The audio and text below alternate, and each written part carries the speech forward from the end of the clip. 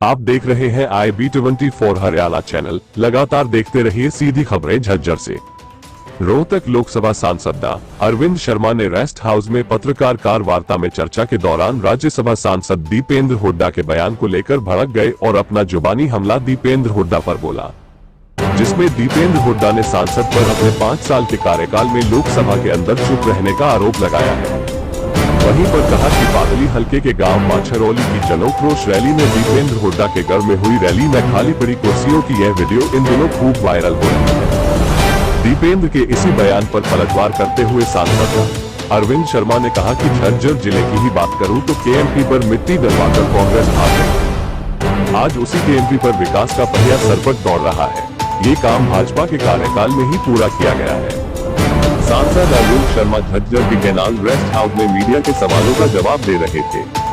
इन दिनों सांसद अरविंद शर्मा की चर्चा रोहतक लोकसभा चुनाव न लड़ने को लेकर अफवाहें चल रही थी। आज डॉक्टर अरविंद शर्मा ने पूरी तरह से विराम लगाते हुए सांसद ने कहा कि रोहतक और झज्जर उनकी जन्म कर्मभूमि है। रोहतक से चुनाव लड़ना उनकी पहली प्राथमिकता है, लेकिन अंतिम फैसला पार्टी हाईकमान का होगा। पार्टी हाईकमान जैसा चाहेगी वैसा ही होगा।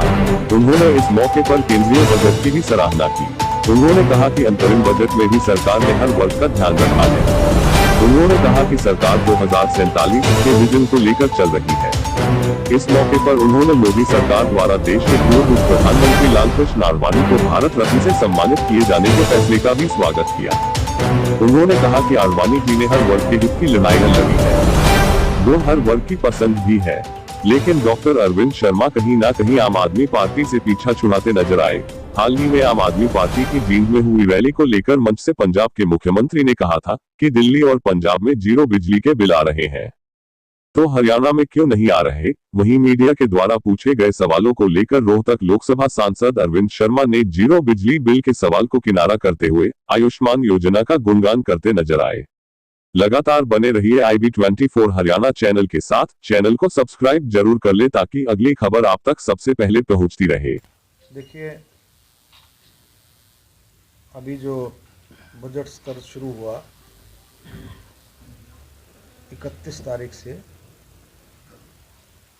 महामहिम राष्ट्रपति द्वारा राष्ट्रपति जी का अभिभाषण हुआ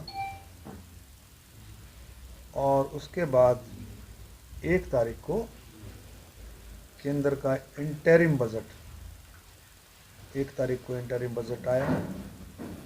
महामहिम राष्ट्रपति जी द्वारा आपने देखा कि किस तरह से लगभग 10 साल में सेवा, सुशासन और गरीब कल्याण के लिए सरकार ने क्या क्या काम किए और आगे सरकार आने वाले समय में 2047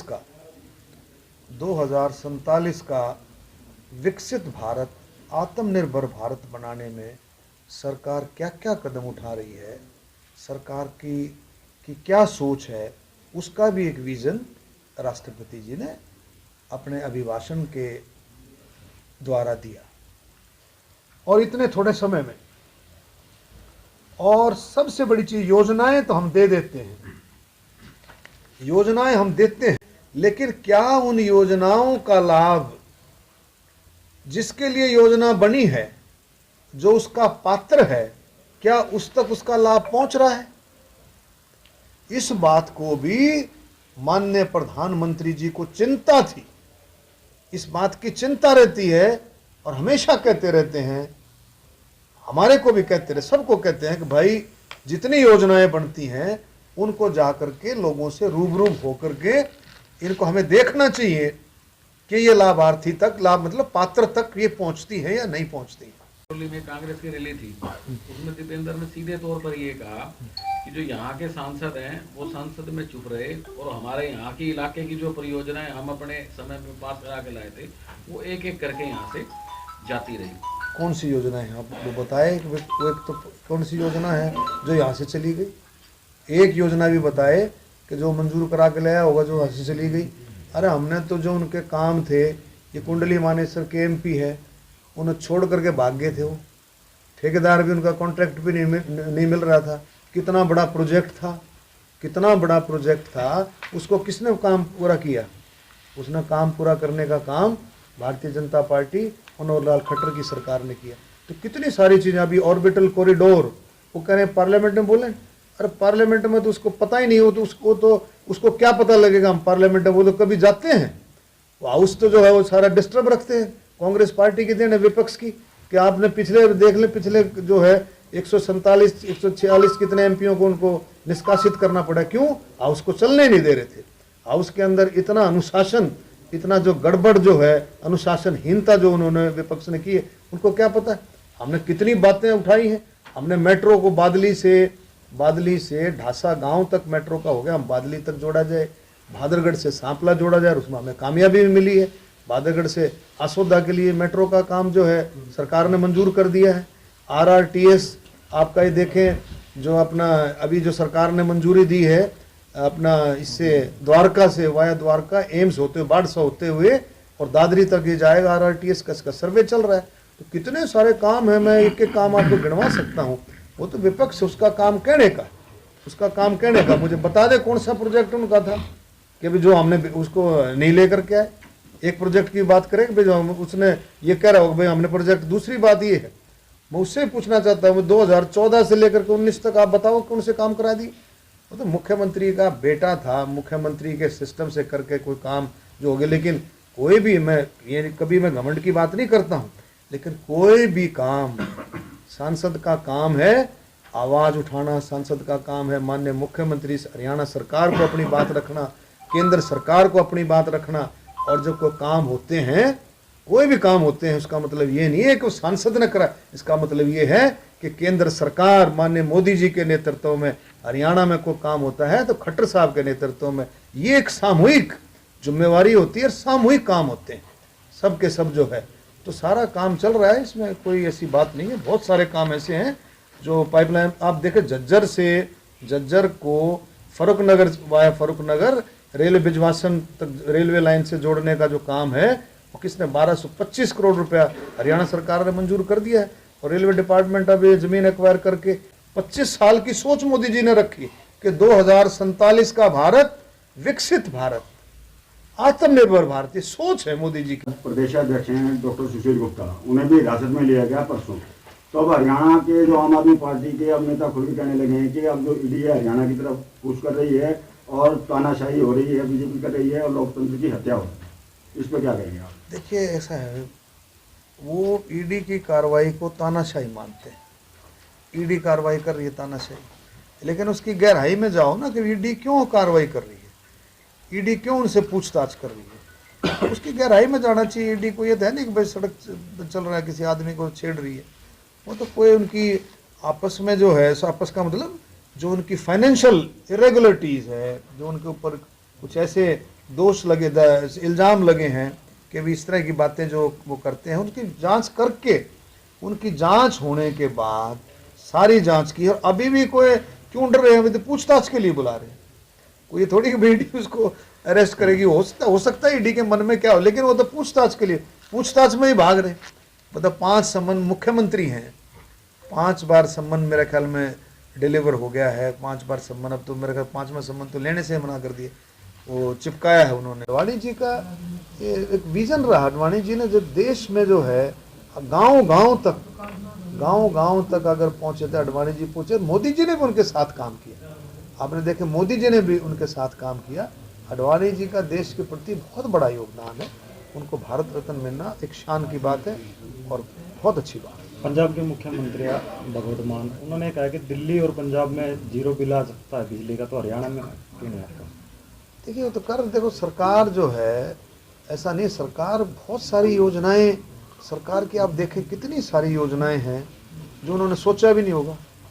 आयुष्मान भारत योजना, 5 लाख रुपए गरीब आदमी को। आज आप गांव में जाकर के देखो ना, एक गांव में जाओ, शहरों में, वार्डों में जाओ, पूछो कितना बड़ा काम हो रहा है इसमें। गांव के गांव आयुष्मान योजना में आए हुए हैं। और एक और हमारी हरियाणा सरकार ने कर दिया कि 1,80,000 से जिसकी आमदन ज़्यादा हो, 3 लाख तक की आमदन हो, 1500 रुपये दे साल का, उसका भी उसमें कार्ड ना आएगा। तो कितना जो है सरकार जो है कितने योजनाएं लेकर के आ रही है। और उन योजनाओं का अब देखो, आशा वर्कर, आंगनवाड़ी वर्कर, उनके सहायक, उनके असिस्टेंट, उन सबको आयुष्मान योजना का लाभ मिलेगा, यानी कि 5 लाख की मोदी जी की गारंटी। तो अलग अलग सिस्टम है योजनाओं का।